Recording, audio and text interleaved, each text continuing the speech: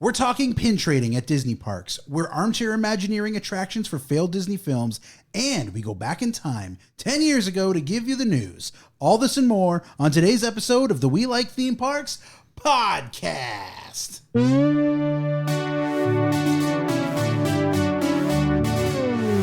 Ladies and gentlemen, boys and girls, we proudly present a spectacular festival of theme park audio commentary magic. The We Like Theme Parks podcast. Yo.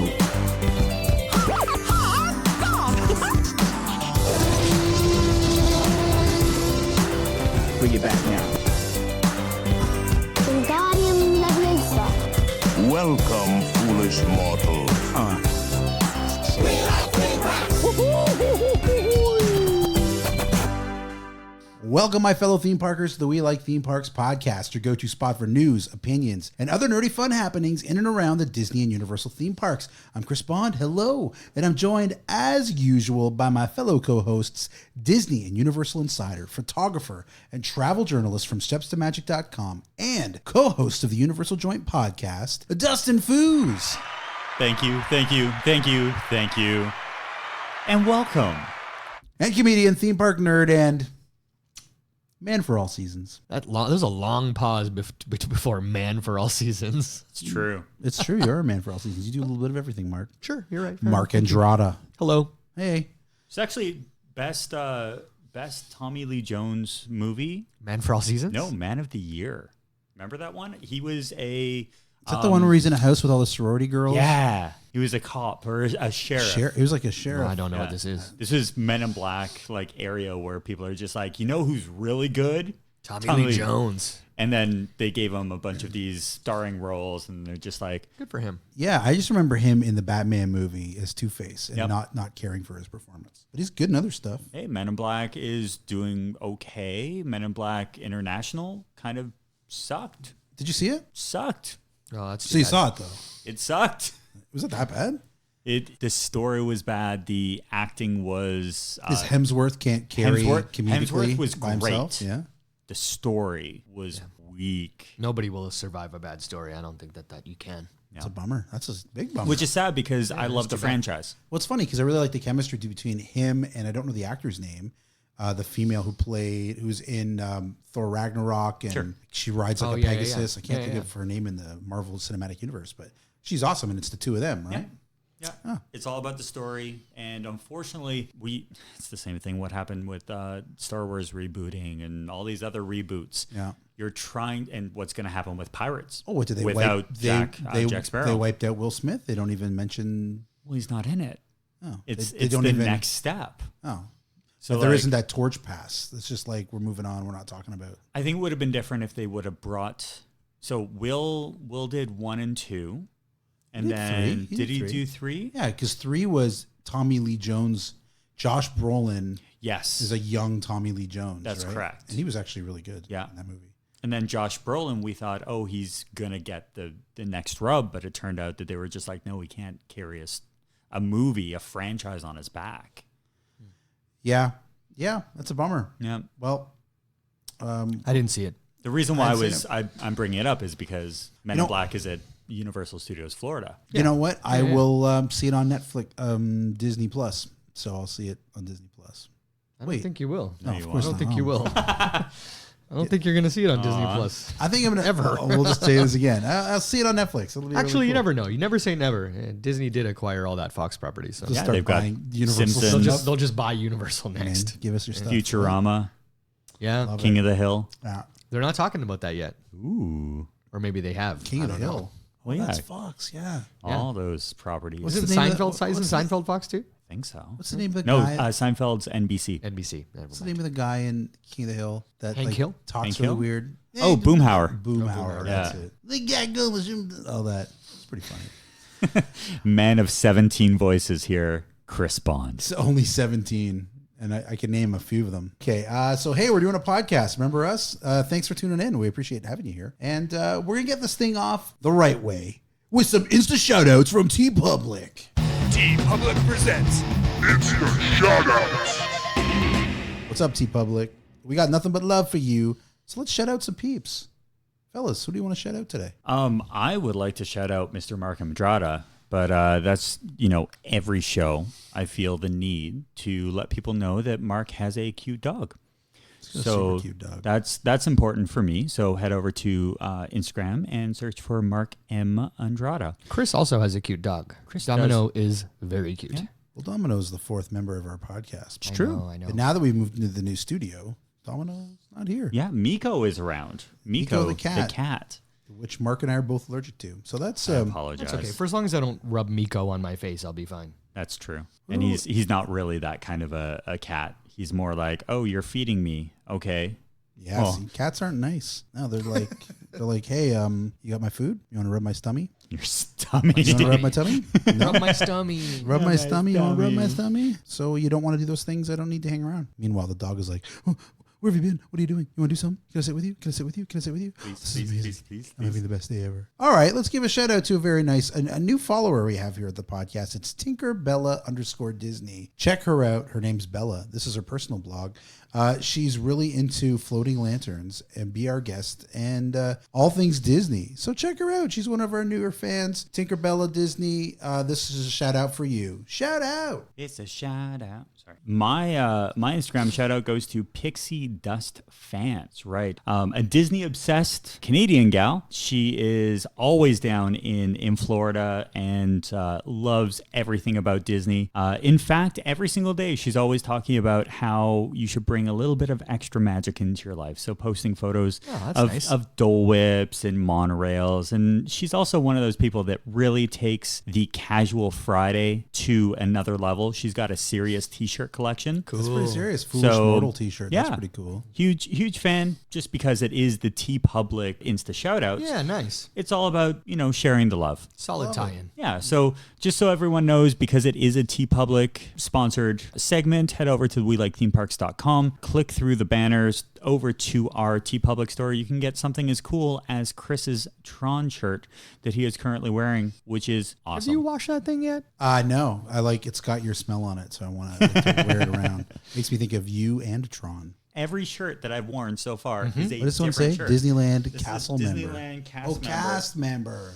1955. Wow. It's good times. That's a cool shirt. I'm wearing the same gingham button-up that I always wear. It's pretty hood. Ranking Gimlian style. Some thug life going on. Kingdom style. That's good. All right, guys, we're going to do something fun and different today. Usually we do the news with Dustin Fuhs. But today, just to mix it on up, Dustin is going to give us the news from all the way back. And guys, do this with me. From 2009. Let's go back in time. Whoa. Whoa. Better go back in time. I was about to say, can we throw the Huey Lewis and the News in here? No, Yes. we have to sing it. That's the rules. Oh, okay. Dun, dun, dun, dun, dun, dun, dun, dun, dun, dun, dun, dun, dun, dun, dun. What song is that? What are you Gonna singing? get back in time. Wow, that was not recognizable. What? I did not know what you were talking about. Shame. Okay, you sing back in time. No, I don't want to. I don't want to do it now. So, hey, we thought it would be fun to go into the past here and see what happened in 2009. Dustin, you want to fill us in on what was going on in 2009? News from the Disney parks and just the Disney world. So news from 2009, man, it's been a while. Just looking back on it. So Marvel was bought by the Disney company. I believe it was for $4 billion. Pretty solid investment when we look at what's happened since. So that was pretty big. Part of the intricacies that went into that purchase was that Disney buying basically its competitor, because Universal, with their exclusive agreement east of the Mississippi for all exclusive like Marvel characters and everything, there was this huge list of all the characters that could never be used outside of a Universal park. Very interesting on how things have changed in the last 10 years. But, if we're looking back in 2009, it was a pretty, solid investment. Yeah, it's interesting. I wonder what that discussion was like when they were talking about buying Marvel as opposed to perhaps buying DC. Absolutely. Because if you match those characters up, I would say, obviously all points are arguable, but I would say that DC has the stronger IPs. Superman and Batman alone, to me. And then follow that up with Wonder Woman? Well, and we talked about how cripes. the DC villains roster is so much more deeper than the Marvel side. Right? Uh-huh. That it would make sense that DC would join that family within, the Disney company. But I think Disney was looking at it like, if we buy Universal, or if we buy Universal, can you imagine? 80s? Oh my goodness. There was that conversation? Because that was originally what was going to happen with MGM. Disney and Universal almost got in bed together. That almost happened. Interesting. Wow. And it was just the world could have changed if it wasn't wouldn't have for Harry You know Potter what? the way It it wouldn't is. be as good, to be honest. It wouldn't be competition. Yep, absolutely. I'm happy it went the way that it shook down. That's great. Yeah, so we're looking at a Marvel company that at that point in time, 10 years ago, they had their comic business. They had all that revenue that was coming in from Universal and Islands of Adventure. That Marvel Superhero Island before Harry Potter was everything at Islands of Adventure. Yeah. Like we were talking about, there's Seuss Land, there's Jurassic Park, but they had the Hulk and they had Spider-Man. Yep. So That was the big draw, yeah. it was huge. So if you had basically Disney buying the bank account, because they were just like, oh, you're just going to run this business? Oh, and you're profitable? Yeah. Do it. So that was the big ticket item. Other things that we talked about in 2009, D23 came on board. Oh, that's when D23 started. Yeah. So the official Disney fan community showed up and people lost their minds. I'll tell you, I love my D23 membership. I'm pleased as punch about it. I gave it up so long ago. Oh, you gave it up? I did. And I feel bad about it because it had potential. Right. I like Punch. Punch is like, You like Punch? yeah, like you go to a party and you have a good punch. Well, tell me about Punch. First of all, Punch, usually like something red, it's going to be like something like strawberry, fruit raspberry, punch? like Okay, it's yeah. like a fruit punch. I'm following. And there's always a lot of ice in it, so it's it's refreshing. I'm still along for the ride. If you're at an adult party, there might be some other stuff in there. Sure, yeah. You might know? put some sometimes adult there's What is it, a beverages? fish bowl? yeah, in a What's big that? fish Like a bowl. big bowl, Any yeah, kind of yeah. drink that you can pour with a ladle is Gotcha. gonna be delicious. Right. True. Like a cider or like a Or ladle sangria. drink. Yeah. So just he said please is punch, and I thought punch is pleasing. Hey, what were we talking about? 2009. Disney fan community. I do like my D23. I like my D23 membership. I thought you were going anywhere else with that. Yep. I've never been a member, so I'll let you guys roll with that. Oh yeah, But no. when you talked about punch, there's a few like trigger words for me, like you corn see- dog. Yeah. You I see know? what I see. Like, a lot of the This were is very food yeah. related. You hear a food word and you start I'm thinking like- about I'm it. like, oh yeah, I like Yeah, I see. for some punch. I do a lot of talking on this thing. I get the punch would be really nice. Yeah, some punch. Yeah, I get it. Yeah, I love their You can show so this is just a step back to prove that I was a member. So it was back in 2010. I believed you. I didn't think you were lying. But I want to show it to Chris. Okay. It's pretty cool. So what they did was they used to bring out little magazines. They still do this quarterly. David Amazing. Crockett, And it's all like King of the Wild. insider That's scoops. Exitencio in there Yeah. too. The thing with D23 is that it was very paper heavy, which meant that, there was a lot of extra costs, but there was also a lack of buy-in from folks who were not in Los Angeles. Right. I got you. I see. Because a lot of the events came out from LA, New York, Chicago, and that was really it. Yeah. Fair enough. Yeah, that's still the case. There's some events in Florida as well, but yeah, Chicago for sure. There's a lot in Chicago and That makes sense. New York, and yeah, We're talking about population. Yeah. That makes sense. I Yeah. love Chicago. Chicago's a great town. I love it. I love it. Even just for me, it's worth it just for the newsletter or whatever you want to call that, the magazine that you get, and the yearly gift. The yearly gift. And then, I mean, if you happen to be in Los Angeles or Chicago or any of these cities where something's going down, it's worth it to go to an event. I think so. Yep.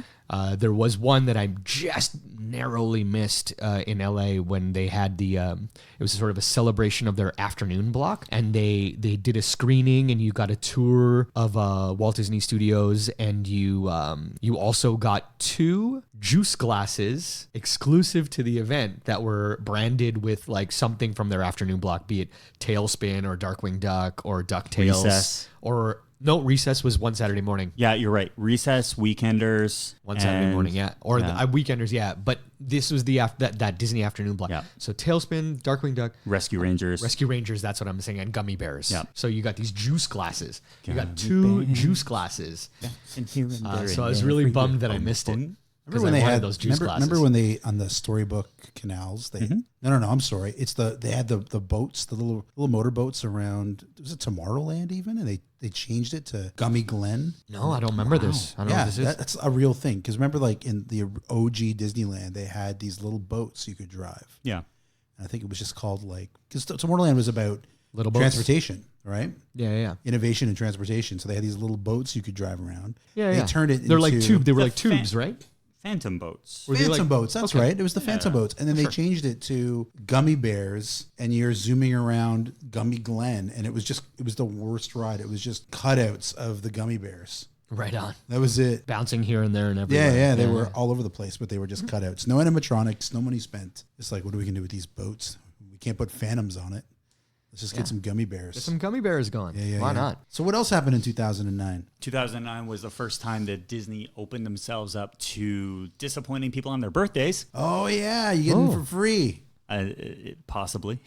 Wait, what? So this was part of the Year of a Million Dreams, I believe, where they were trying to come up with different ways where one person will get free admission, but you had to bring people, and it was just one of those things. When you look back at some of the Sounds You like a had to stand-up bring comedy somebody? show You in could New just go York. by yourself and show up and be like, it's my birthday. most people don't go like that. Oh, I'm just saying, but you couldn't. Most people wouldn't. Mark would. I would. Mark would. You know me so well. I would. That's something I absolutely would do. Yeah. I would go to Disney It's- World by myself on my birthday. My birthday, I'm fine. I'm going to solo trip it.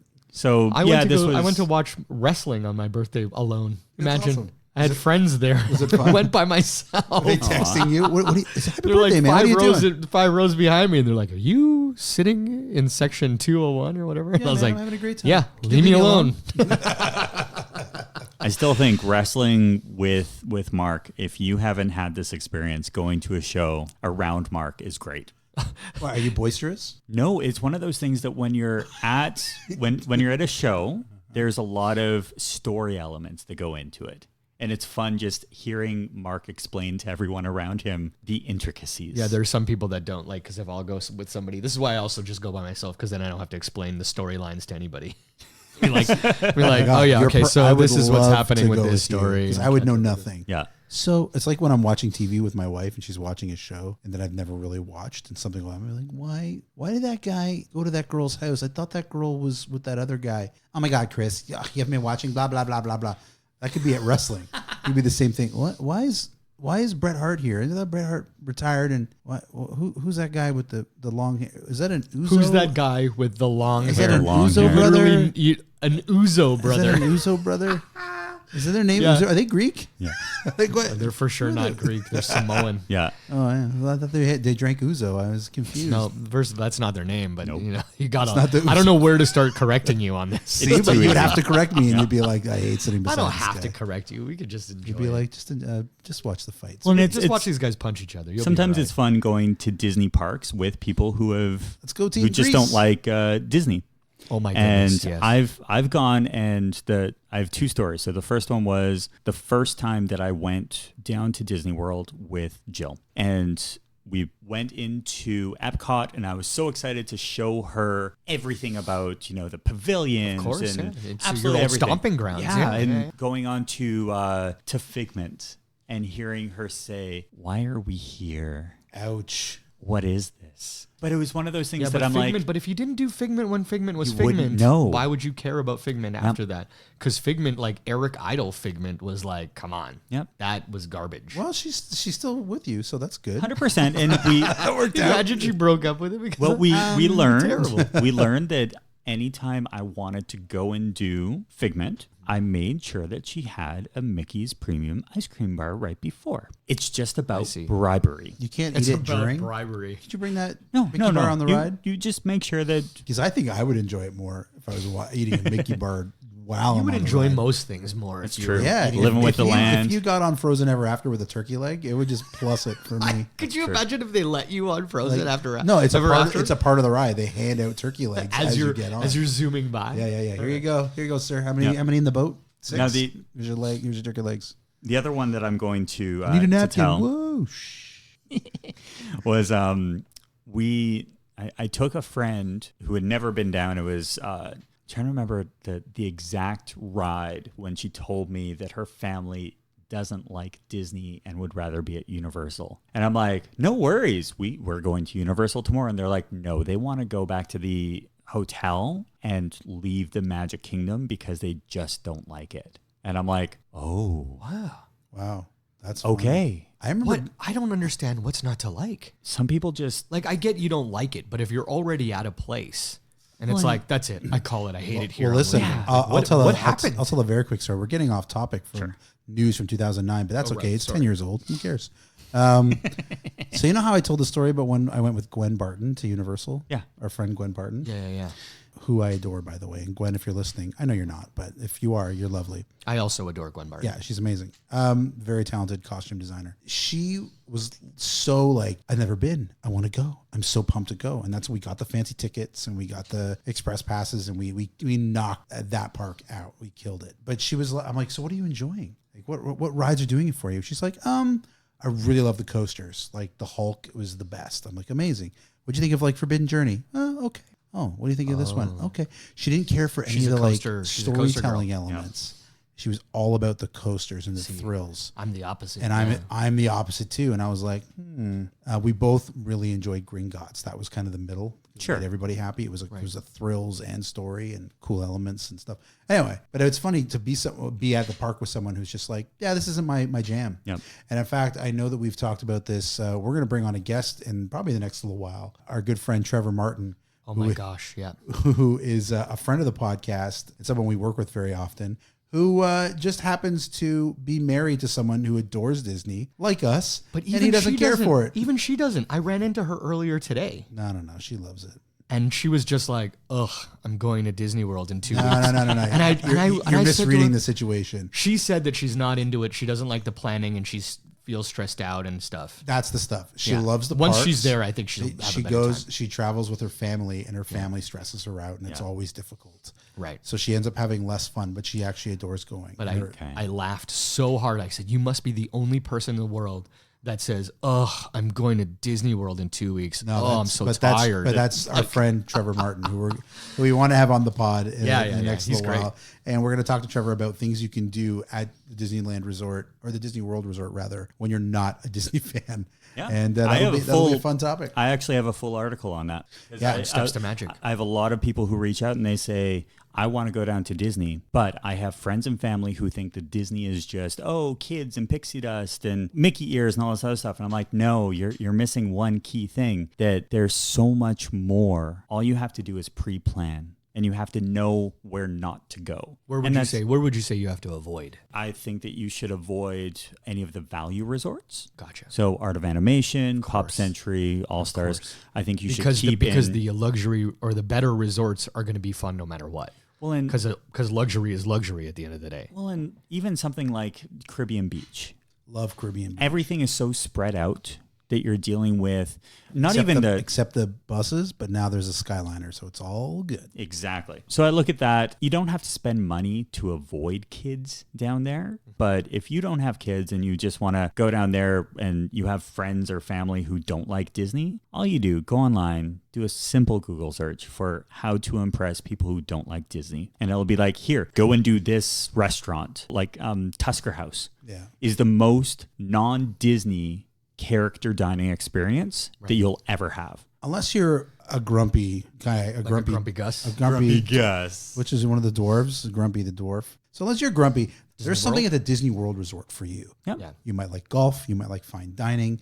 You might like just leisure, like hanging around a spa. There is so much stuff to do. Oh, yeah. there. Disney Golf. So if you're not having fun, it's really your own fault. If you go to Disney Golf, they actually have a thing called foot golf, which is I saw that. soccer Yeah. done on a golf course. Yeah, that's way easy. It's brilliant. Have you played Frisbee golf before? Yes. It's pretty fun. I like it. Have you seen the latest thing out there? If you go on YouTube and search World Tag Championships, apparently this is like a big thing. don't There do are a lot some of of these running. sports that folks are just like, I'm going to do this as a sport. Like, what's that, netball? Sure. Oh, Like- I played netball. Yeah, The so one where like- you whack the ball down into the little trampoline. Yeah. I played that at a cottage, and it's tough. Yeah. It's hard. And then when you watch, so we played it outside, and then we looked on YouTube, and there's you were like just saying, and it's intense. They've And got they T-shirts and everything. but they do crazy stuff. Oh yeah, I was a part of a dodgeball league for a little while. I believe. Really? It. I believe. Yeah, it. I can see hated it. Why?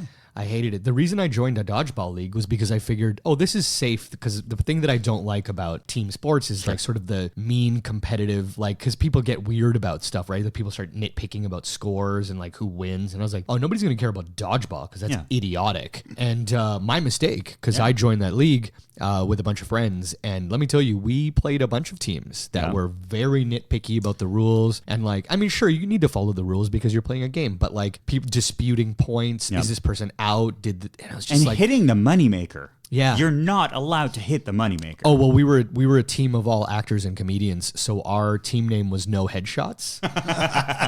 And our logo was a person getting hit in the head with the no sign through it. Nice. But we meant it in two ways, right? Like we meant it like, don't hit us in the head. Also, We can't please do it. don't give us your headshots. Like we can't get you an We're agent. good. We can't get you an agent. We can't help you out. Like No headshots or autographs, please. Cool. So 2009. Yeah, I think that was it. Wrap it up. Bay Lake Tower opened. There was So wait, that. so did you get in for free on your birthday or did you not get Yeah. in for free on your birthday?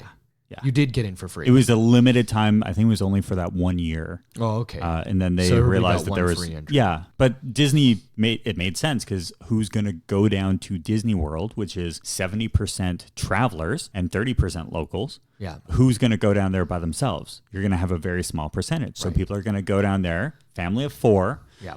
Get the hotel room, buy the tickets, Yeah. and the one person is going to get in for free for that 1 day. Yeah. No bueno. No bueno. All right. Well, hey, that was 2009 in a nutshell. Look at me. I'm in a nutshell. That was terrible. You both did that. You know what we're going to do? We're going to take a break, and we'll be right back with more We Like Theme Parks podcast.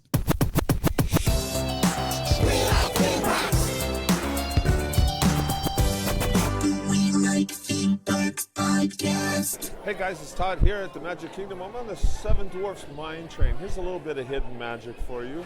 When you get inside the vault, there's a bunch of barrels that you can spin. As you spin the barrels, look up and you'll see one of the 7 dwarfs. But here's the extra special hidden magic.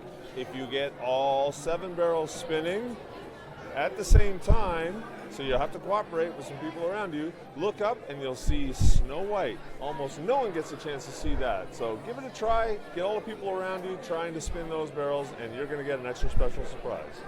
Hey, welcome back, friends, to the We Like Theme Parks podcast. If you just took a break with us, you got to experience another magic moment from Todd Bovington. Todd, thanks for those magic moments. Todd tromped all over the Disney World Park and Resort for us to take some cool magic moments, and thanks for doing that. And hopefully you enjoy it. There'll be more to come in the upcoming weeks. So, guys, it's a special time. I hear it's segment time. Segment time, segment time, segment time. Today we're going to talk about something kind of cool and unique, and it's something that Dustin knows a lot about. I don't know anything about. Mark, are you up on pin trading? No, I'm purposely not. Okay. Dustin is taking Dustin is bags upon bringing bags upon tons of bags of pins. pins and dropping them on the table. Like a bad guy. Like a bad, I was going to say bad A. like I a can't say it. bonbon. Yeah, he's being like cool. He's like, drop. I mean, you want Yeah. to see some pins? Drop. How about some more pins? Drop. Let me tell you something about these pins. In There's some general, cool pins. So pin trading is a thing you can do. If you don't know about this, if you live under a rock. how and you're could you listening- not know about this? Oh, look at this one. Oh, this is awesome. Here, I'll take a picture of that one. That's a cool pin. Pretty cool. I will not get into pin trading because I am obsessive. I cannot allow myself to get into this nonsense. You know This what is I my mean? Because favorite I pin will of I yours will so do far. it a lot, and I just can't. Oh, man. I've got so many problems as it is. So the thing with pin trading is that there's a lot of pins. There's forever of pins. there's thousands. Dustin, give us a skinny. Like, how did this start? What are the rules? Give us an idea of how this works. Because if you don't know about pin trading, it's a big part of the park culture, and it's everywhere. It's in the stores, it's in the hotels, it's in the restaurants. It's in the We Like Theme Parks podcast. Yeah. So it actually started as part of the Millennium Celebration back in 1999, 2000. And it was in response to the pin trading that happens at certain global sporting events like the Olympics. where people would go and they would trade pins from where they're from. And people were like, oh, that's kind of cool. So a team got together with Disney and said, how do we do this? And it was less about the characters and more about the experiences, but it was very limited. They didn't do a lot of series. It was a completionist model, which was very cool. It meant that people who were fans of a certain style could go out there and pin trade with cast members and with other guests to get what they wanted. Then, as the years went on, there were different layers that started to come in. And obviously, the first layer of success is duplication and fake, which is basically what happened when a lot of the original Hidden Mickey cast exclusive pins started to come out. They would be reproduced over in China and shipped back over, and these pins would start to show up on pin trading boards.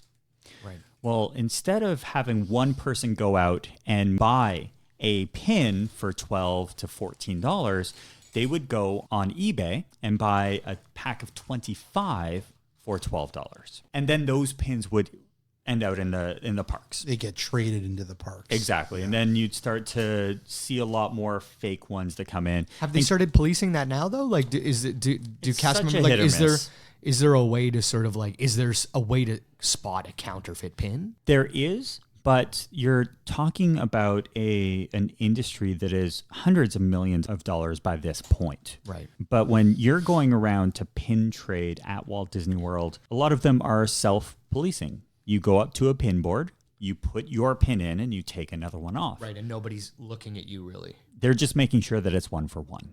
You just can't take 8 pins and book it? Yep. Yeah, okay. They frown upon that. Yeah, I wouldn't do that. So when you look around at some of the pins that I have in front of us, maybe and maybe I take 3. Yeah. But like some of the things that you're seeing here are things like there's experiences, there are attractions, and then there's, really exclusive stuff. So just before you get into this, these bags, are they sorted in a certain, like, I don't want to mix things up. Is this like... It actually, this feels like a Star Wars bag, right? That goes into the next segment, which is actually all focused around when you buy a pin and you take them home, what do you do with them? You put them in bags, apparently, and we've actually, in our family, we have gone down, gotten full sets of binders, and then they're just sitting there.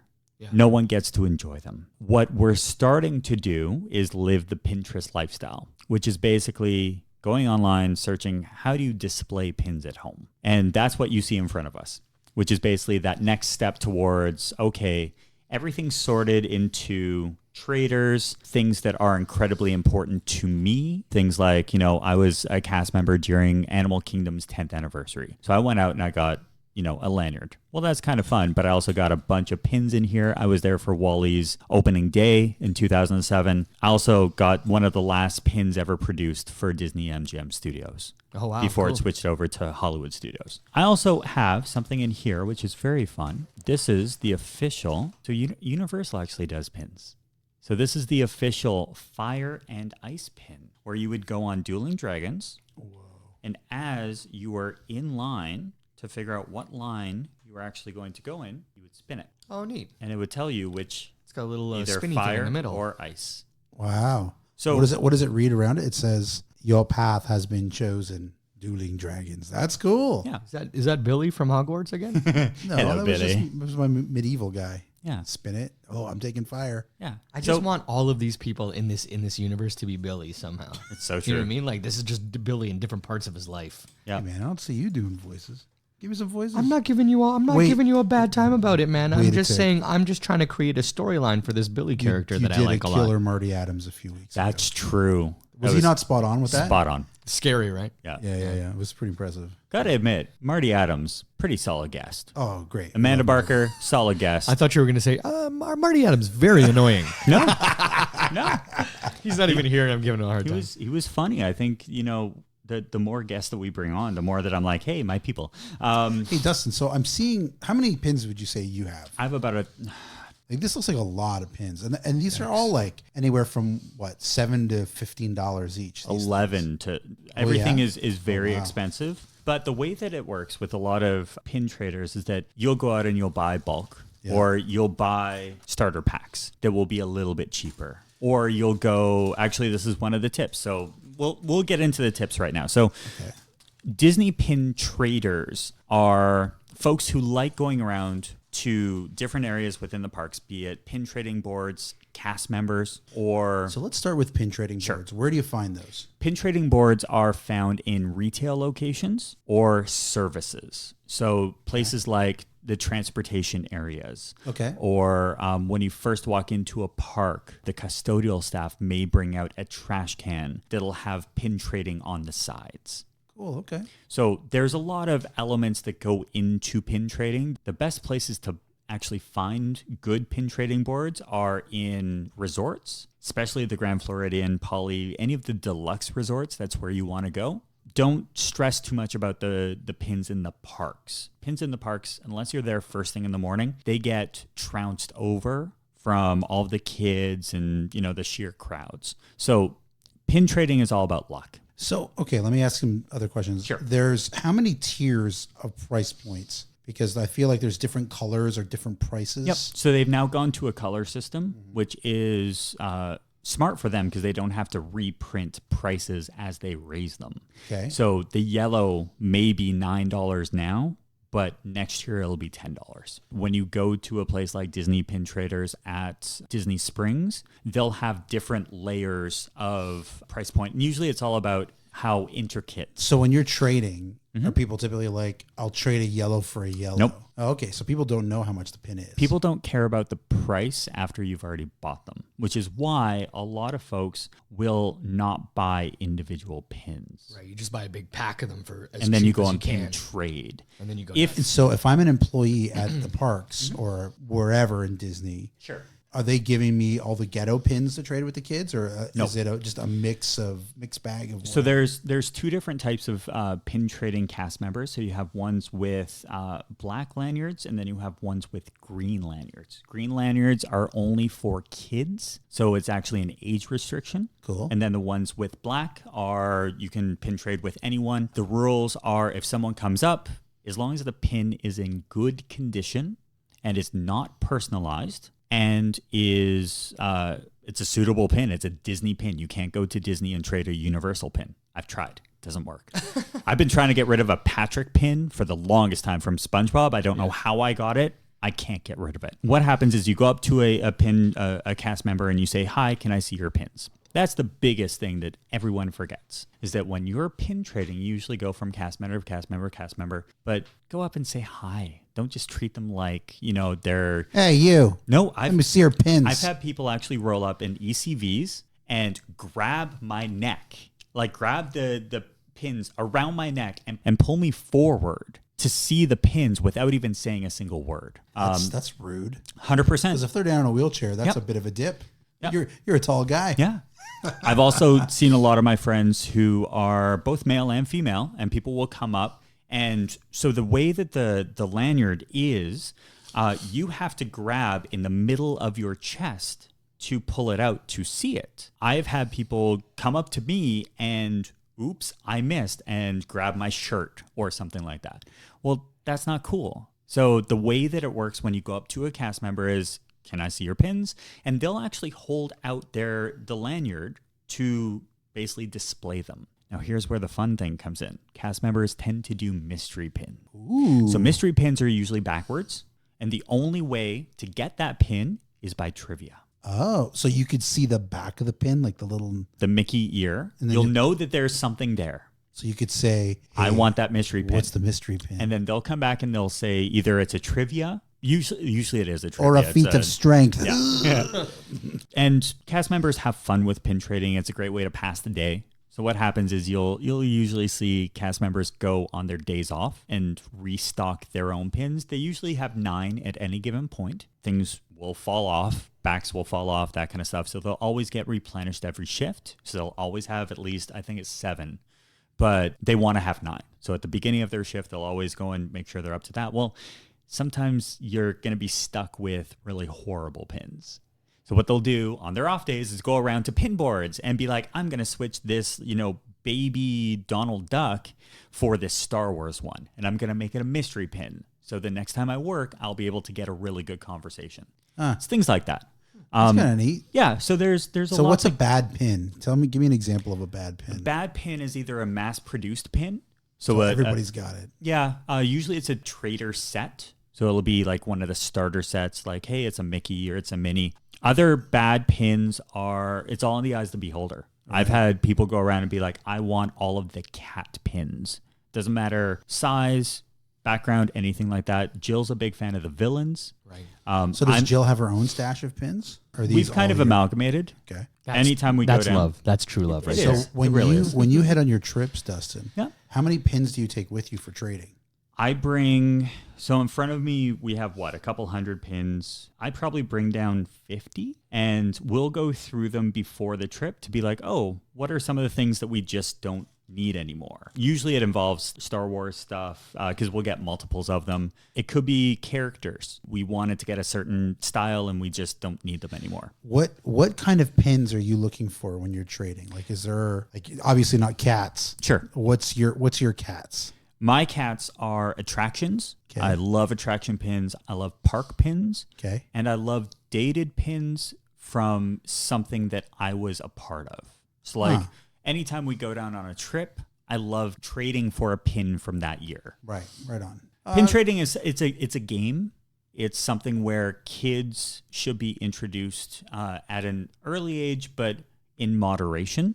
Because I think a lot of kids, you'll go out and buy a starting pack and they'll go around and trade for the weirdest things that you'll ever see. Yeah, I've experienced that. We were like, okay, let's get my kids into pin trading. I think at Disney Springs, they have a shop. Yep. You probably know it. Disney Pin Traders. Thank you. Yep. Went in there, bought like a starter kit, lanyard. Yeah, it was like $45 usually, 40 to 45, because it usually comes out to 7 to 10 pins. I think I bought like 4 or 5 pins and a lanyard, and it was like $20. That's not bad. You know, it could be. I'm a little fuzzy, but sure. I think I remember seeing things that were $45. And I'm not spending $45. Yeah. By the way, the best place to get pins, if you're buying them like just regular on Amazon. Disney property, head over to the Disney Character Warehouse. It's at the you've done this? It's like outlet. Yeah, Outlet. it's one of the outlets. Yeah. Oh, It's cool. $2. I have not done it. I will not buy pins. I'm holding firm on that for my whole life. Well, see, I will wouldn't not get mind into buying this a bunch pin of thing. pins at this outlet place. Because like it's I great do the for same that. thing where I like typically, and we've talked about this before, like what makes a good gift. Yep. Like I will often go to the Disney parks and buy pins for my pins Disney are a friends. great gift. Yes, Great gift. Yes, and I yes. always enjoy them. I agree. Now, there are pins that if you see them, you have to get them. Right. There's one that we have that's actually what's known as a pixie dust pin. So this is actually from Year of a Million Dreams. I have multiples of them. This is going back into his more. He's got even more pins. No, maybe I put them down in his stash. You'll note. So just while Dustin's looking for this, there's a bag of Star Wars stuff.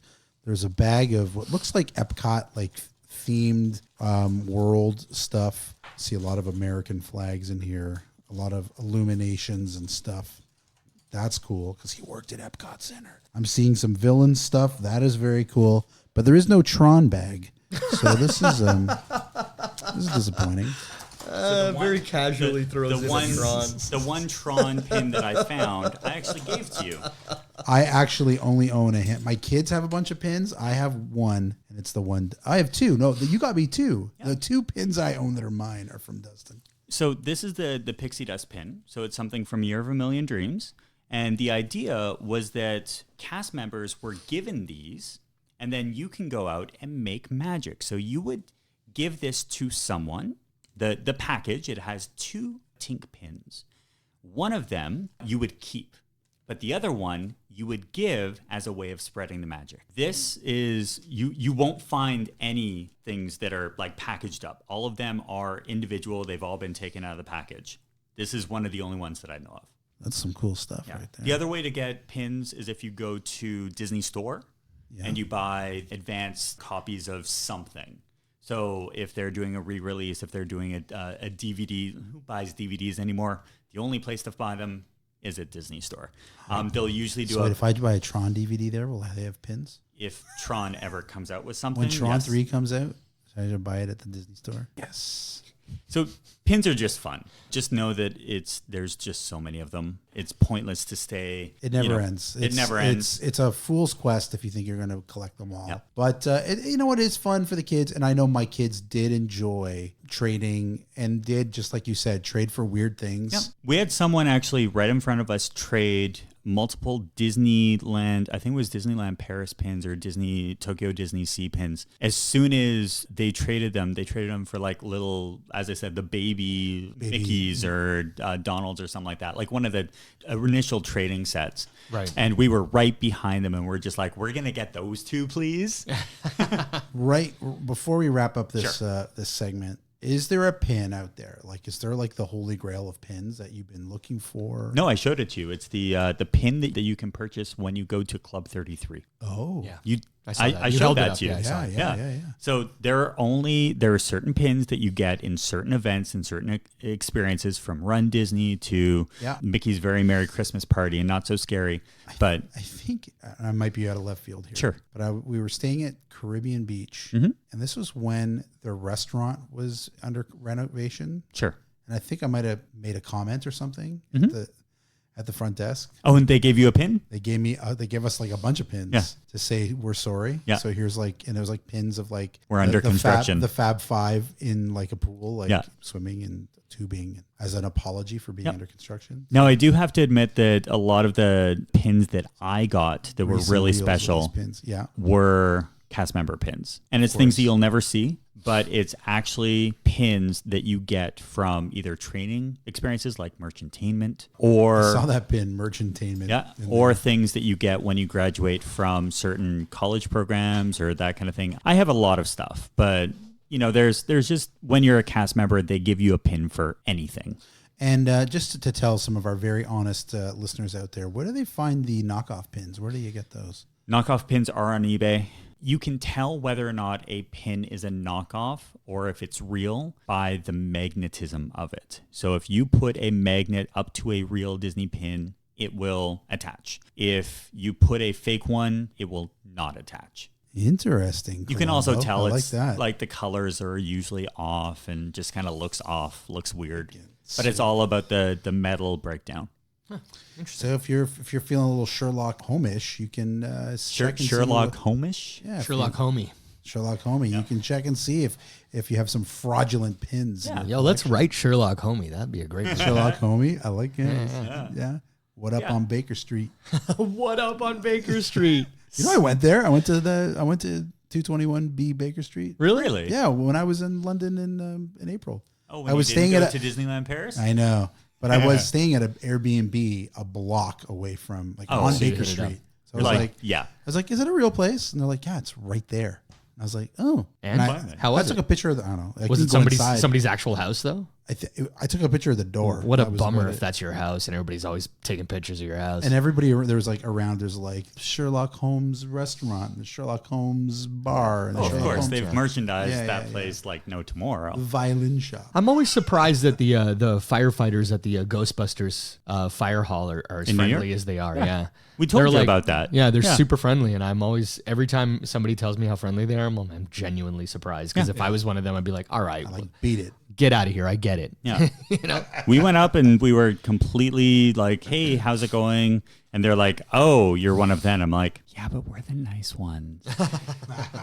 But there's tours. There's like, there are places around. And I know in New York City, I know that there's a Disney tour because you have like Wizards of Waverly Place. Then you have Disney Store and you have like, there's so much stuff. So wherever you are, just know that there's New York exclusive pins as well. Cool. So yeah, lots of stuff. Well, hey, you heard it all right here from the man, the brain. Dustin Fuhs knows everything Disney, including pin trading, and he's got a beautiful collection right in front of us.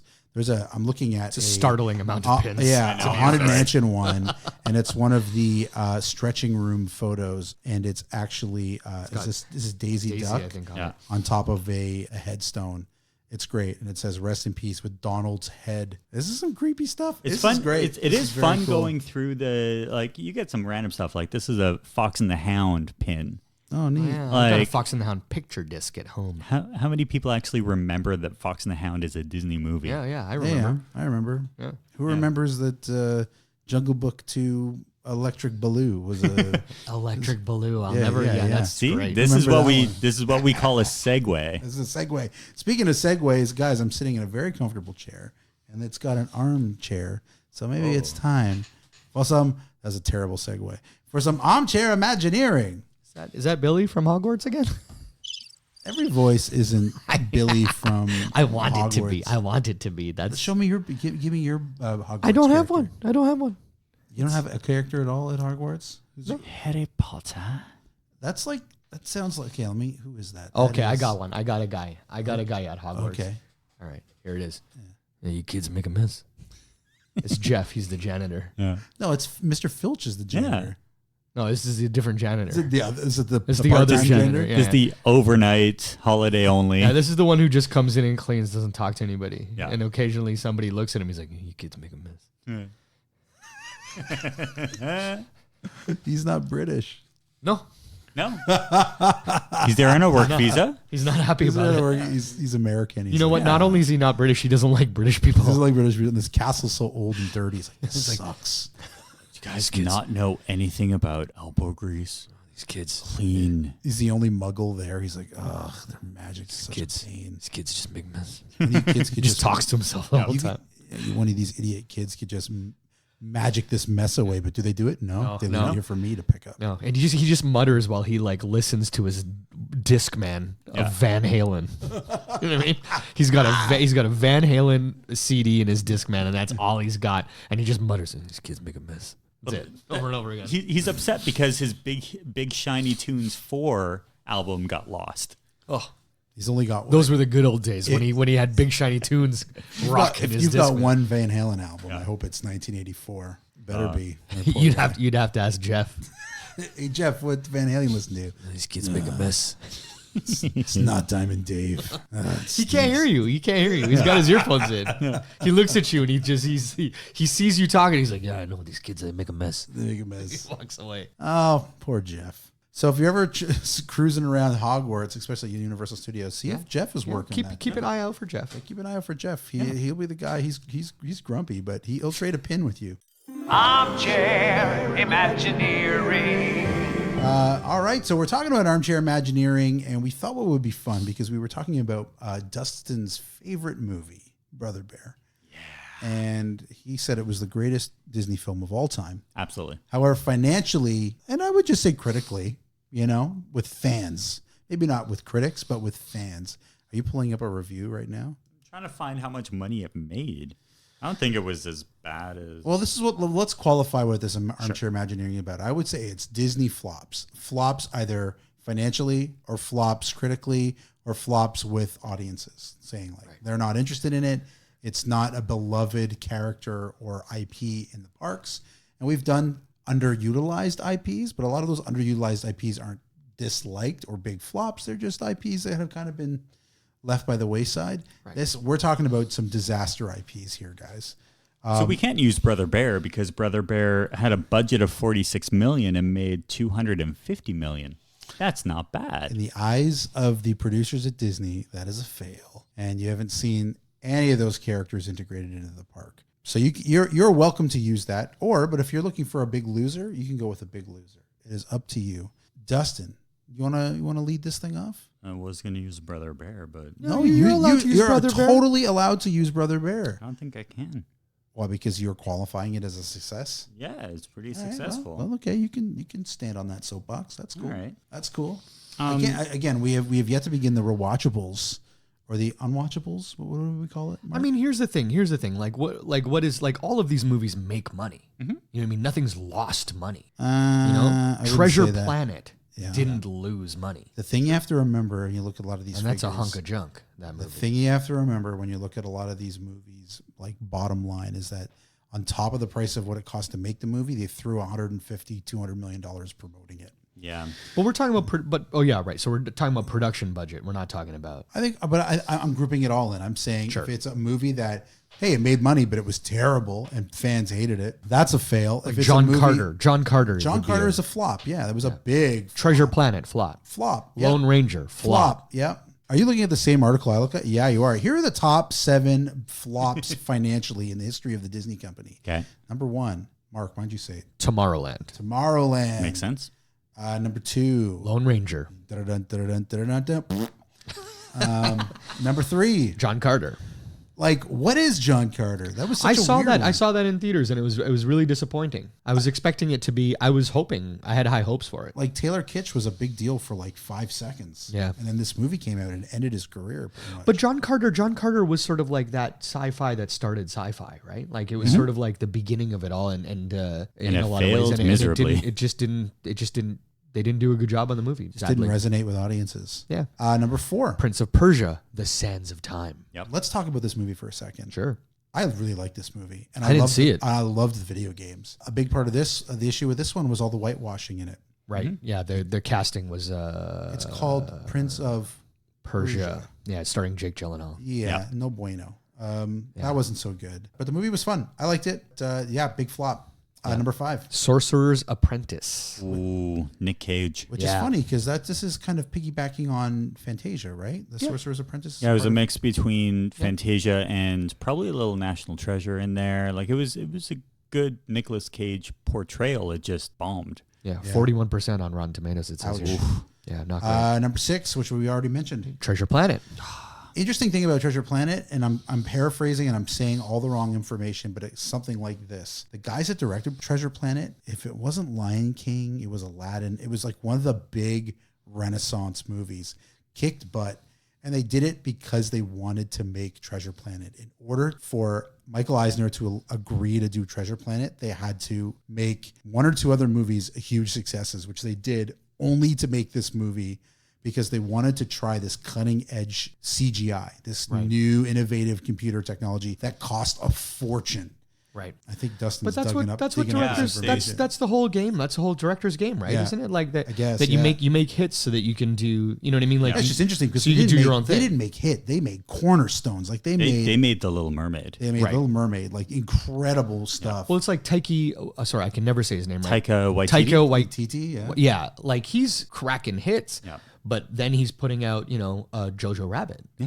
Which critically is, like, Well, it's like there's no doubt that it's a weirdo film. You know what I mean? Like the premise is a weirdo premise. Yeah. That was the joke that Which is, it's a great movie. that Kevin Smith had when he was talking about how he got to make Tusk and all these other like not low budget, but like artsy movies. And the reason that he got that was his movie that he did with Bruce Willis. Cop Out. Yes. Sixth Sense. Yeah. Wow, you got quite So the catalog of flicks. Yeah, in you his really brain. do. He did Cop Out, and because his financiers from Tusk was just like, yeah, we want to do something with you because we looked online and saw that you did something with Tracy Morgan, Bruce Willis, Sean William Scott, and that's a big budget. So you know what you're doing. He's like, but I've done 25 years. And they're like, no, you did this one. Right. That's weird. That's weird. But that's the Disney playbook to a T. As a director or something like that, they all just kind of fail upwards. So these guys were like, yeah, Little Mermaid. What we really want to make is Treasure Planet. Yeah. And then Treasure Planet burns in flames. And then the number 7 movie on that list. Yeah. Fantasia. Can you believe that? Like, I can. I can. I can absolutely believe it. I didn't realize for a long time how old this film was, but I went to go see this in theaters when I was a little kid. When you were in 1940s? No, that's what I mean is that they must have re-released it in I don't know what year that would have been, in the 80s. Yeah. I was little, and it's like a very vague memory, but I remember it was the only time, and I was shocked because I'd never seen people leave the movie theater. Oh wow. People were walking out, and I remember my mom and I were sitting there watching this, and my mom was like, "Do you want to go?" And I was like, "Well, we'll wait a little longer." Yeah. And we waited a little longer, and we waited a little longer, and no plot ever happened. Yep. And I don't think my mom or I realized what we were going into. We just thought it was a Disney movie, so we were going. And we went and we watched it, and it was nonsense. And we just were like, and people were leaving. Like, the theater was empty. Like, I remember so clearly people getting up and leaving. And then we got up and left. And I think it's the only time I've ever walked out of a movie. The only time I've ever walked out of a movie was Scream, because my girlfriend was feeling sick. I see. So we're watching Scream. We're about 2/3 of the way through, and my girlfriend at the time is like, I don't feel well, let's go. And I'm like, but I'm like invested in these characters, and I don't know what the outcome is. We can't go yet. She's like, you gotta go. So we left. And I had nightmares for weeks, because that was a kind of movie. It lived in a realistic kind of thing. It wasn't anything supernatural or an alien or anything like that. And because I didn't know what the ending was, I was kind of freaking out, and it terrified me forever. I didn't know the ending of Scream. I needed to be resolved. I needed some like closure on Scream. See, the one that I've left in two. I've left two movies. So the first one was The Big Green. I don't even know what that is. Yeah, You paid for this, a soccer movie, it was right? when I was like, I don't know, high school, something like that. My mom was just like, yeah, you should go to the movies. And we had family friends and, same age group. And I'm like, got awesome. up and you got like a refund. Well, we just left. Oh yeah, we didn't get a refund either. We just left. Now, the one that I do remember getting a refund for, and it was less about the movie and more about the experience and why theaters are dying a horrible death. I went to go and see The Squeakquel. Alvin and the Chipmunks. Alvin and the Chipmunks, The Squeakquel. That's how recent this was. And I walked into the theater. I had paid, I think it was $13. Sure. I walked in, and the screen was not a regular screen. It was a TV screen. What? And we walked in, and I'm just like, why on earth would I pay money, good money, not like discount, not $6 movies Tuesday nights. This was me walking and being like, I want to see this movie. I have a friend of mine who's in it. I want to go and see it. And they were just like, I walked in. I was the only one there. Yeah. And it was in, literally, this screen was. Yeah, I've been in there. Yeah. Just like, why? It's the size of your living room. Yeah. And you're like, I'm good. So I went to the front, and I'm just like, I can't watch on that. And they're just like, the screen? And I'm like, yeah, the screen? Why? Yeah. I thought this was a movie theater. Yeah. That's not a movie. That's not the place to watch that movie. Yeah. That's a theater to watch, like independent cinema. One of the best experiences for movies, it all depends on who you're with. Sure. And also the ambiance. And let's be honest, the price. If you can get a really good price with a discounted popcorn, that kind of stuff, It's a good you're feeling. good. It's a good feeling. Which is why the movie that I'm going to choose is Okay. I am So very let's excited for do it. Squeakquel. There's a nice lead in. Yeah. What's up? So let's circle back to Armchair Imagineering here. We've talked about flops, some big financial flops for Disney. Let's get the ball rolling. Let's talk about your Brother Bear attraction. Brother Bear is not a flop financially. It made 4 times its budget, so I win. But if we are looking at Brother Bear, they need to do. They really needed to integrate the concept of being in the Alaska wilderness. And you can't do that with a basic meet and greet of Kenai and Coda. You really need to take them into an experience that honestly didn't belong in the World Showcase. It belonged in the Animal Kingdom. And I agree. If we're going to talk about it and really put it out there, Kali River Rapids has no IP attached to it. It could easily have an IP in Brother Bear. So what would you call the attraction? Brother Bear, I'm going to get wet. How about Big Burly Rapids? Well, like they have the Grizzly River Run in barely California? In California. How about Barely Dry Rapids? Get out of here. Getting out. That's cool. That's So I think Brother it's better Bear than what it is right now. It's not really anything, right? Yeah, Brother Kali Bear- River- Is there like a monster or something on that ride? No, there's no Kali River monster. Rapids? No. It's sort of like the idea monster like is the, man. Yeah, that's Oh right. yeah. They showed like the clear cutting. Yeah. Well, that's because the attraction itself was supposed to go deep. When you actually go up to the turn where you smell the burning of that kind of stuff, it was actually supposed to go in behind. There's a extra plot of land back there and budget. Right. So it was supposed to be a bigger attraction. It was supposed to be so much bigger. So we don't know. I don't know that attraction. It's great in the summertime. Outside of that, it still doesn't kind of make my top 5 things to do in the park because I think I've been on it once and I was like, yeah. It's a great way to sell towels, but I look at Brother Bear needing to have that immersiveness. Yeah. The other place to put it, and I know it's based in Alaska, it's also, Alaska is right next to Canada. You could easily do something, and they don't explicitly say that it's in Alaska or like where it's really based. So it could be like... Could be Canada. Yeah, just So- on the other side of the Alaska border, whatever's there. Yeah, Yukon or whatever. So you still want to go with my Rutten Took poutineery animatronic Chuck E. Cheese style I would love that. I would listen. You got animatronics, I'm in. Yeah. animatronics telling jokes. Yeah, everything like you're on a saying, little, I like like. rickety wooden stage while keep it people up. are eating hot poutine and cider. And, I don't know, For as long as it very doesn't Canadian replace stuff. Country Bear Jamboree, I'm good. I just think they're doing the Great White North stuff from Second City. Yeah, I'm into it. You know what they should do? SCTV there. Yeah, You know what it's they funny. should do with the Country Bear Jamboree is actually turn it into an extra ticketed dinner where they shut it down early or whatever it is, and you can buy a meal and you can sit there and just have the show going on in the background. I'm into everything you're saying. Some dinner theater. I like it. Mark, do you want to go? Sure. We already talked about it. I chose Fantasia. Oh, And I think that this, despite being a movie that didn't interest me as a child, could make a fascinating ride. Are you guys familiar with Meow Wolf? no, what is it? Meow Wolf is this like art collective that makes experiences. They've got a ride in a park somewhere. Oh, Santa Fe, New Mexico. Yes, but they've got a couple of locations. They've got one in California as well. Anyway, they do these like bizarro, and there's no IP attached. They're just artists who make weird stuff. I feel like Fantasia could lend itself to something that as an experience would be super cool. You could blend. It would be a dark ride, obviously, and I think it would be nice if it was a slow moving dark ride, because we need more of those. We need more of those for kids and for people who don't like thrills, quote unquote. You know, not everybody wants a drop. Not everybody wants to spin around a lot.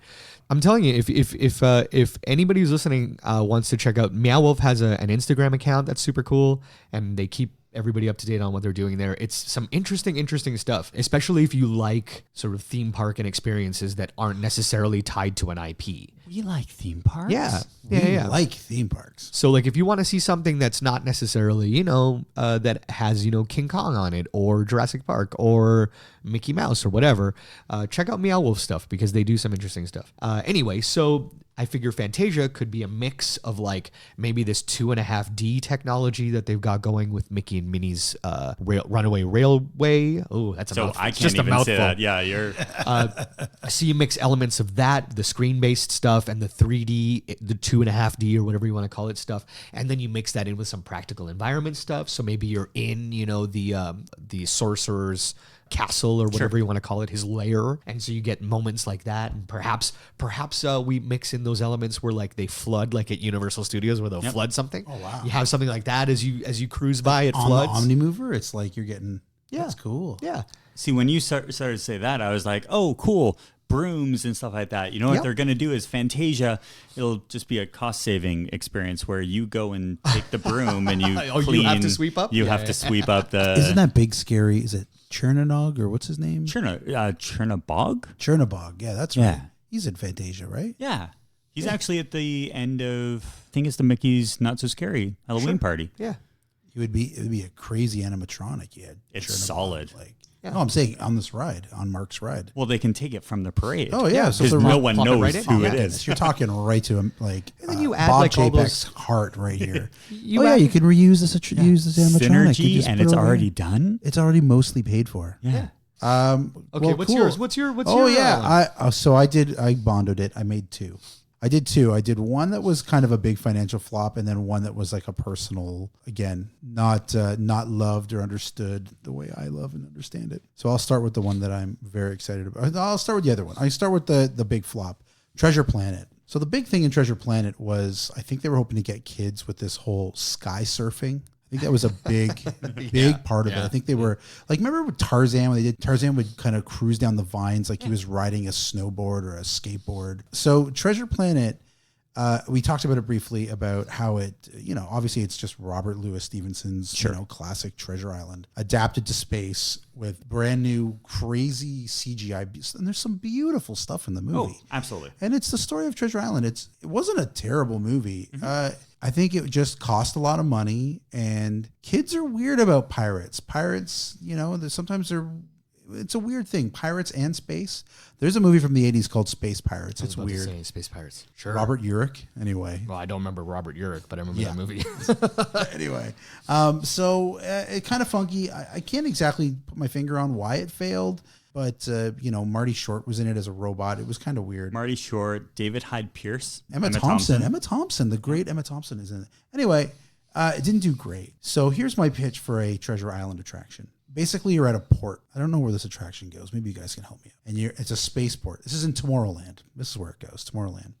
And you're going to enter the pirate spaceship, and you're going to dock on the spaceship to become a part of the crew on John Hawkins' adventure. And then quickly, as in the movie, the chef, John Silver, the robot chef, is going to mutiny and take control of the ship. And he's going to throw you in the brig. And then John Hawkins is going to help you escape. And you're all going to jump on a giant space surfboard. It's called a sailboard, and rip out of the ship and fly alongside in space on your spaceboard while the ship try to tracks you down, and you're weaving through cool things or whatever. And you end up escaping the wrath of John Silver. If you watch the movie, John Silver turns out to be not so mad in the end. But I will not do that. Spoilers. So I was thinking this could be something kind of like the ET attraction, like a platform kind of flying around. Go on. Yeah. I'm back on board. So picture is it like a windsurfer where your feet are planted, but you're holding on, you're grasping same idea, but think of like 4 on one platform, but you were locked in the hands and the feet. Oh, it sounds terrifying. Right? This is so dangerous. And it's, how the ET one doesn't really move too much. It doesn't. Yeah. But this one could really boogie. I thought that'd be really cool. Anyway, that's just an idea. I'm terrified of it. And it's Treasure Planet sky surfing. The Treasure Planet Adventure. The Treasure Planet Experience. Yeah. The Treasure Planet Legacy. But here's the Tron Legacy. Here's the one I'm really excited about. And it goes in the France Pavilion. Not that they don't have enough stuff coming. I'm so surprised. I'm just surprised at your choice. Go on. I just thought for sure this was going to go in a different direction. But France Pavilion, yeah. Okay, it's a France Pavilion. And it is a Condor Man ride. Yeah. There it is. There it is. You're right. You're right. This is on brand. You're right. All right. Here's the idea. And it's kind of choppy and it's not the perfect idea. But you are going to go to the Eiffel Tower. And there's an Eiffel Tower in the France Pavilion, isn't there? Sure. Yes. Yeah. Okay. So you're going to the Eiffel Tower, just to visit. Yep. But you get, just like it happens to Woody Woodruff or Woody Williams, or I can't think of his Woody, that you get mistaken by a bunch of bad guys for FBI agents.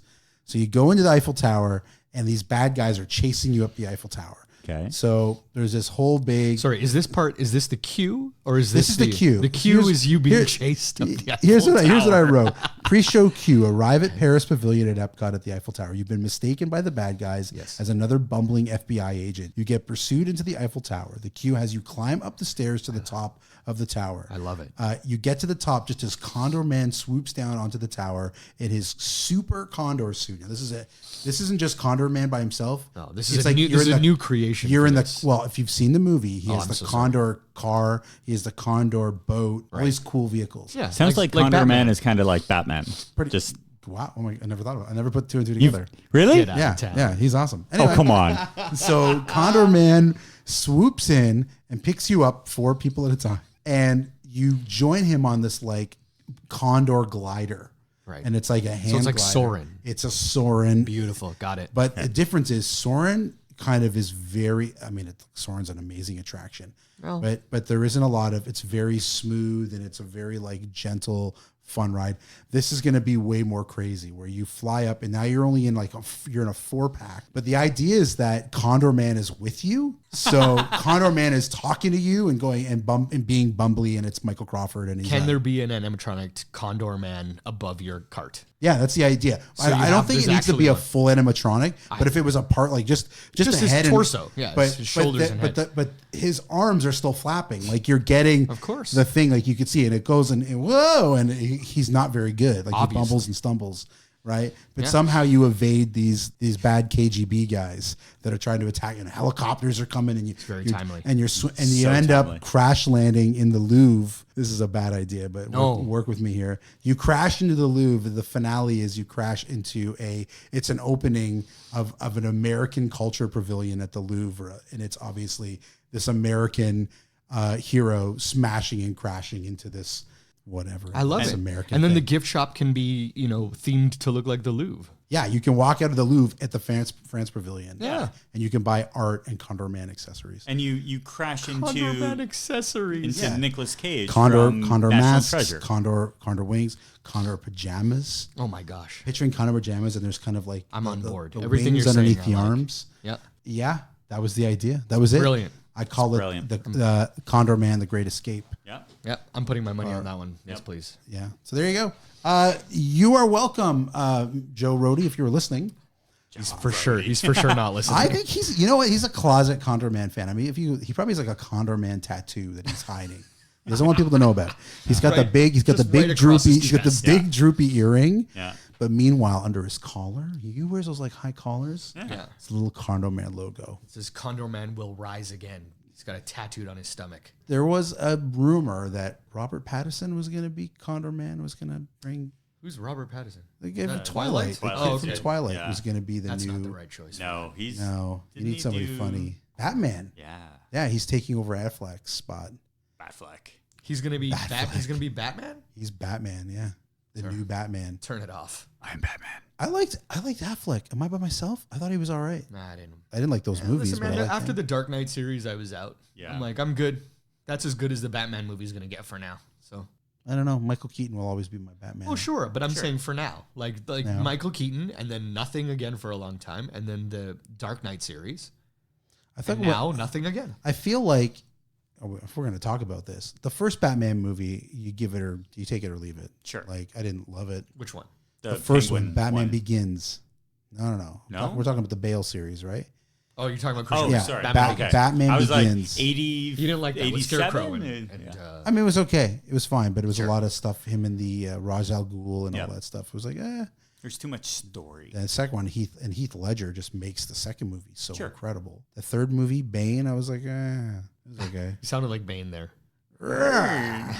Is that how Bane talked in the comics? No. yeah. I thought Bane didn't talk. I thought here's the Bane was a thing, big Bane, dummy. Bane didn't sound like anything in comics He because was there's like, a comic book. This guy was like, I'm Bane. I was like, ugh, what was that? I still have Weird the choice. all the behind the scenes of Bane when they were in, I think it was Pittsburgh, and when they took over the stadium and tried to like do the film segment from there. So awesome seeing the way that organized it. Like DC knew how to shoot movies back then.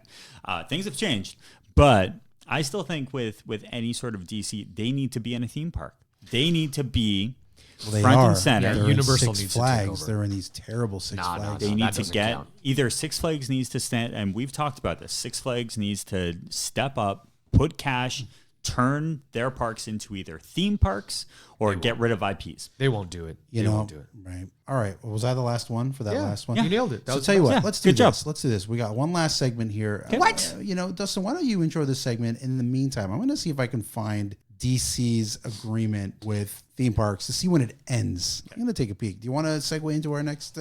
Segment time, segment time, segment time. All right. So going into our last segment for the show, it was actually something that's come up over the first, 20-something episodes of our show is how did we get really into theme parks? And I know that everyone around the table has a different backstory, but what is your first memory of going to a theme park? Was it a Disney park? Was it a Universal park? Was it around the corner from where you were? And how does that kind of go into what we're doing here today and on our podcast? Why are theme park fans as invested in theme parks as we are? Mark? Sure. My first memory of a theme park would be Disneyland. And I knew I was hooked. As much as I loved Haunted Mansion, I went on Pirates of the Caribbean first. And that first moment when you enter the battle, sort of that battlefield, and there's the ship and the land, and they're shooting cannons off at each other, and the ceiling was so high. And I was already sort of a fan of like I had a Chuck E. Cheese Showtime pizza near me, and I loved that animatronic show. So I was already into that. Like I already had that aesthetic that I liked. You had the entertainment mixed in with and that was in an age when Showtime Pizza, like now when you go to those places, the few that still exist, it's very bright. The animatronic like it's all fluorescent lights everywhere. Yeah. It's not what it used to be. When I was a kid, you'd enter that and it was dark in there, and it was like you're eating pizza and it was very dark, and the show was bright and loud. And it's not like that anymore. I guess kids are tripping or falling, or I don't know what's going on, but it's not like that. It's funny, I actually designed the lights for an animatronic dinosaur exhibit, and that was the note that I got, that it was too dark. Yeah. And I was like, you guys are all wrong about this. Yeah. And I kept the design as is, and they just walked in and flooded the place with lights. Yeah. I'm glad I got pictures of it before they did that. Anyway, so that moment in Pirates, when the ceiling was so high, and it was like, it was everything that I had already liked from Chuck E. Cheese or Showtime Pizza or whatever. It was everything I liked, but like times a billion. Yeah. And I just remember that feeling, my jaw dropped, and I went, oh, this is it. Like, this is what I like. And it was Pirates. And then I went on Haunted Mansion next and was just as impressed. But it was actually Pirates that hooked me first. Now, do you have the same feeling today when you go on Pirates? Not Is as it much. only the one in Disneyland? It's not as much because now my eyes are a little better, and I can see the ceiling now. You look behind you, don't you? Like because I this do. is one of the funny things when you go on Pirates. You go down the drop, and then you're in this giant thing, and the show scenes are directing your eyes in a certain area. And we look the other way. Yes. Yeah. But I will say this, the first time I went on Indiana Jones, and often when I've gone on Indiana Jones, I still get that same feeling. The first time I went on Indiana Jones, I laughed my head off. I was actually cackling during the ride because of all the details, like that part where you're racing through the tunnel and they're shooting the arrows at you, and they've got the little gusts of air as if the arrows are just missing your face. Like, come on, what are we doing here? And when you stop, and I knew nothing about the ride. Like, I didn't research it. This is at a time when, you weren't watching ride-through videos on YouTube. So when you stopped and, you see the animatronic Indiana Jones hanging from the ceiling, and he's like, turn your headlights on, and you see this giant boulder rolling at you, I just out loud went, you gotta be kidding. I said out loud during the ride, you gotta be kidding. And just started laughing my head off. Yeah. And then you're, racing backwards while this boulder's rolling at you. I'm like, and that was the same. Like, that was the only other time that I'd really had that same feeling. Yeah. I guess I got it again on the Harry Potter ride. The first time I did the Harry Potter ride, I was very impressed. Sure. But yeah, but it's few and far between. I'm really hoping that when I get to Galaxy's Edge, that I can that Rise of the Resistance is going to give me that same feeling. So. That escapism. What's up, Chris? 2027. What's 2027? That's when the rights expire for DC at Six Flags. You'd be surprised what money can do, though. Well, I'm reading an article, but the article is about 6 years old, and it basically says if somebody, i.e. Universal or Disney, wanted to buy the rights, they would essentially have to buy Six Flags. Then you're stuck with all these theme parks, and if you pull the IPs away from all the coasters, you've got a bunch of roller coasters with no names and things. And but that's not new. That's been done before. That has happened multiple times at multiple amusement parks, where like something is branded and then it changes owners, and they just have to change the brand. Yeah, sure. I'm just saying, like, I mean, this thing's 6 years old and it hasn't happened. It's still with Six Flags. It makes me feel like it's just not going to happen. Well, I mean, the landscape has changed a lot in 6 years. You never know what's going to happen. They could just do so much with it. Like I said, man, you never know. Money changes everything, Like and maybe all bets are off when if Universal decides that they want it, and they'll just be like, "Hey, here's a cool $3.5 billion. Give us it." I doubt highly that Six Flags would turn their back on it. Yeah. All right. Well, what do I know? So, Chris, what do you think? What's your earliest memory, and why are you here, Chris? I bought a microphone. Yeah. And now what happened? Yeah, we don't even use it. So it was funky for me. I mean, I was a kid, and my grandparents were snowbirds a little bit, and we spent some time. They had a place in Pompano Beach, Florida. When you're a kid and you're in Florida, especially in one like Pompano, where it's a bit of an older kind of generation, it's a lot of you get great like surf and turf, and there wasn't stuff to do in Pompano Beach. Yeah. I've always been crying for stuff to do. And it was just this is in the like late 70s, early 80s. I'm really dating myself here. So yeah, they took me to Disney World, and this is in obviously the early 80s, and it's incredible. I just remember my grandfather was into theme parks. He really liked roller coasters, and obviously if there's a place you can go to where kids can enjoy, we would go. And so I went there probably annually, I would say. And it was always kind of the most exciting thing. And then I think later on, and you figure that you're more interested in the kind of storytelling than you are the thrills. Sure. But the combination of the two are just so special, you know, when you can have both in something. It's an incredible marriage. You can't get that at an amusement park. You just can't. And then you go to this place that has just figured out a way to do this, and it's just really special. Universal was something you bridge to later when you get older, because Universal really isn't a park for kids. I mean, they're trying, you know, they do what they can, and there's some fun stuff. Yeah, some parts, yeah. Zeus Land, but that's now. But not I mean, right not as a parent, and I don't blame my parents. They were not like, let's take our young son to Universal until I was in my I was 7 or 8 or 9, you know. Sure. But as like a 4-year-old, 5-year-old, 6-year-old, I was at Disney, and it was just something that our family did. And I guess I caught the bug early, you know. I mean, I would say that a part of going into Disney theme parks and being engaged in their films kind of shaped my career path, to be honest. Oh yeah, I believe it. You know, in the arts and as a writer and a storyteller on the stage and in my writing and stuff. So yeah, I don't know. It's kind of weird. The things that resonate with me are always the things like the Jungle Cruise and the Haunted Mansion, and it's like all the original darker stuff, you know, that going into as opposed to more IP stuff, you know. There's, I don't know, something special about that. Something weird about going off into a boat in the Amazon when you're a kid with your grandparents. It was something cool. It wasn't going on the merry-go-round. It wasn't going on a little rinky roller coaster. It was, I'm going on this like incredible journey into the jungle and into the Amazon River, but I'm in Florida. You know, it's just, it was something special. There's a reason why it's the happiest place on earth and the most incredible place.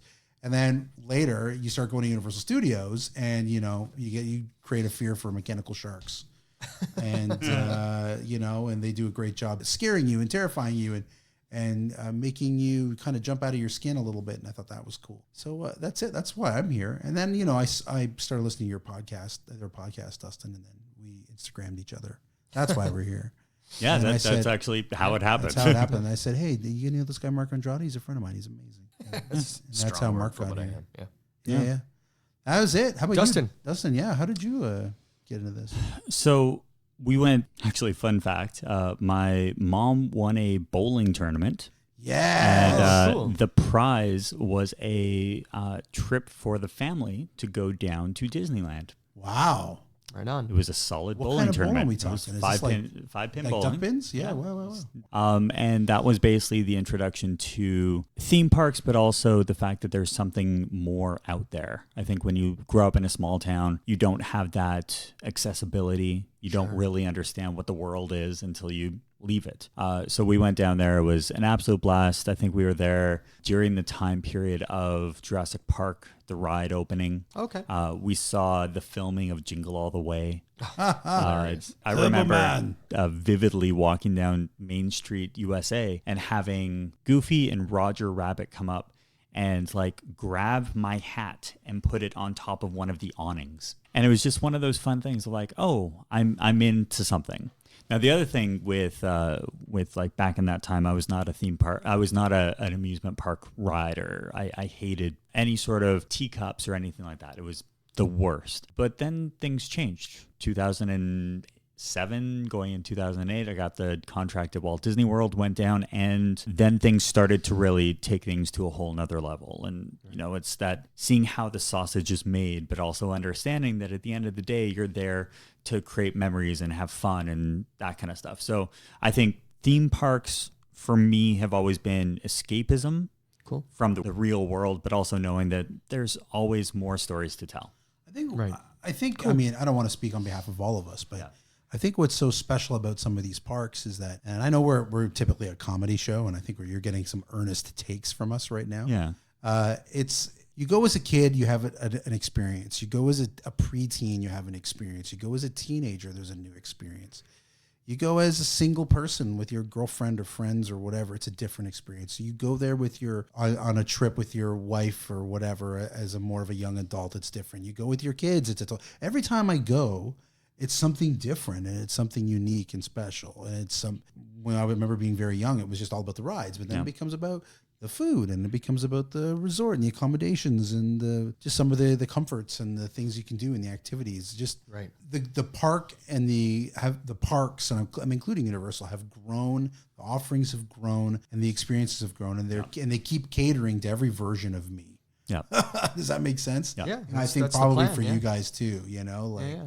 So, and in future episodes, we'll go through, I love to do a Q&A of when I was working down there and any questions you guys have. But I think one of the things that I actually learned a lot more about the Disney company and theme parks was when I left the company. And it's something that going forward, we'll definitely play. But this was more just how did we start? And it's pretty straightforward, Instagram. So if you guys want to start future podcasts, just reach out to us on Instagram, and I don't know. What? More work, Dustin. I know, I'm sorry. I would just say, guys, this podcast was born out of passion for these parks and the experiences and the excitement that they bring. And I remember meeting Mark and knowing, like, just to have a Mark story. Mark and I were friends, and I knew him from the comedy community, and we worked in and around Second City for a few years. And then we were working on a project together. And then one day during a lunch break or something like that, we started talking about theme parks, and that was it. And I liked Mark a lot more. Cast him in more stuff. But it's amazing how you meet somebody that's passionate about the thing you're passionate about. Yep. And all of a sudden, got a thing to talk about. You're excited to see them, to share, hey, did you hear about that thing? And, so it was really cool. So when I started talking to you, Dustin, my first instinct was, I gotta talk to Mark. I wonder if he would want to do this thing. Yeah. And he was like, I don't know. That's not what I said. No, he was amazing. He was like, that sounds like a really cool idea. All in. So here we are. Dozens and dozens of episodes later, and maybe dozens of people listening. We really appreciate it. Yeah. Actually, you know what? Again, I've mentioned this before. It's been really great, the growth of the show. We continue to see more and more viewers and more subscriptions and more people getting interested. So, guys, thank you for being with us so far. This is a special episode, and we appreciate having you with us. Anything else, guys? No. I think we're on to the next. All right, guys. Well, hey, we really appreciate you for listening, and thanks for sticking around. And just thanks for tuning in today. If you enjoyed the show, hey, tell a friend, let somebody know, maybe rate, maybe review. Let your nerd circle know about this show, and maybe subscribe if you haven't already, so you don't miss out on any of the fun. You can also follow us on Instagram at We Like Theme Parks, or you can email us directly at ideas@welikethemeparks.com. And we'd love to talk. Mailbags, fire those in. You have a pitch for a segment, we want to hear about it, or you just want to get an Insta shout out, brought to you by TeePublic. Please jump in. The music for the We Like Theme Parks podcast was composed and provided by Mike Treblecock. Check him out at MikeTreblecockmusic.com. Well, that's it, folks. We'll see you real soon. Why? Because we like you, and your delivery on this is terrible. Try it again. Yeah. Try it again. No, leave it the way it is. Yeah. Theme parks. It's 1:31 a.m. That's the ending you get. We'll see you real soon, guys. Bye.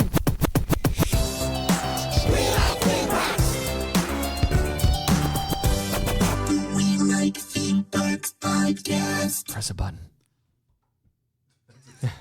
It's a mute button. Ladies and gentlemen, welcome back to the We Like Theme Parks podcast. And Chris has asked me to press a button. I was the one. I said. Oh, sorry. Mark asked me to press a button, and the button that we pressed was Chris's mute button. So, okay. Now I feel bad. What's wrong, man? There you go. That was just not in the pod for a minute there. It was just the Dustin and Mark show.